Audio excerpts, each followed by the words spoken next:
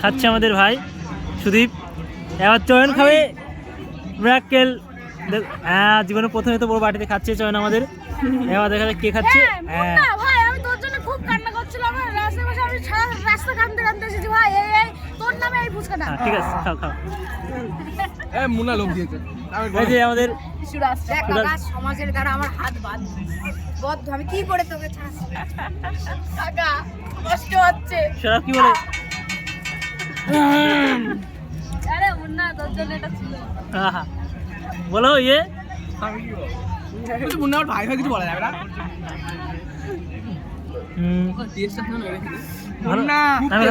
চল এটার জন্য এটা